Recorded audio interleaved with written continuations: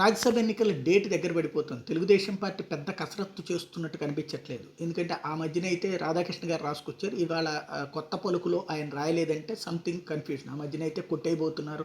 ఎవరో ఇద్దరు ముగ్గురు అడుగుతున్నారు తెలుగుదేశాన్ని మేము చూసుకుంటామని అంది రాసుకొచ్చారు. ఇవాళ దాన్ని లైట్ టచ్ చేసి అదే లైట్గా కూడా టచ్ చేసినట్టు కనిపించట్లేదు. అది ఒక ఆస్పెక్ట్. రెండవది చూస్తుంటే వాళ్ళకి తెలుగుదేశం గెజిట్ కాబట్టి ఆ రూట్లో ఆలోచించాల్సింది.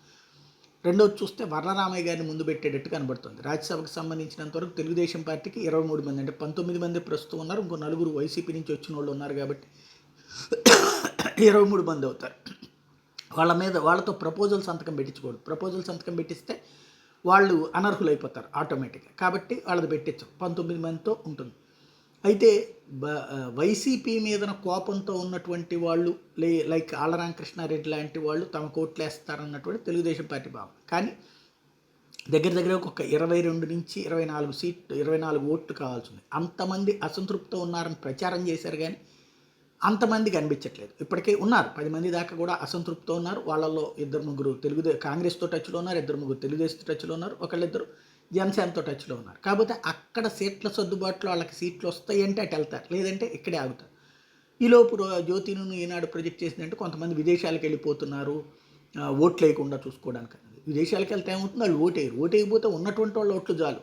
ఆ ఓట్లు వచ్చి అక్కడ వాళ్ళు పోలింగ్ బూత్కి వచ్చి తెలుగుదేశానికి ఓటేస్తే నష్టం, కానీ వాళ్ళు విదేశాలకు వెళ్ళిపోతే ఏది మాత్రం నష్టం లేదు. పైగా వాళ్ళకి ఫ్యూచర్లో నష్టం. ఇక్కడ వాళ్ళ దృష్టిలో జగన్ ఓడిపోతున్నాడు అనుకుంటే, జగన్ ఓడిపోతే ఆ తర్వాతనే వీళ్ళకి తెలుగుదేశం ఏమి మెచ్చుకుని పగ్గాలేమి ఇవ్వదు కదా.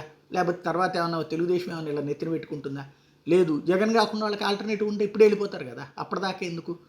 కాబట్టి రాజ్యసభకు సంబంధించినంత వరకు ఎందుకు ఇదంతా చెప్పాల్సి వస్తుందంటే డేట్ దగ్గరకు వచ్చింది. 15వ తారీఖు లాస్ట్ డేట్.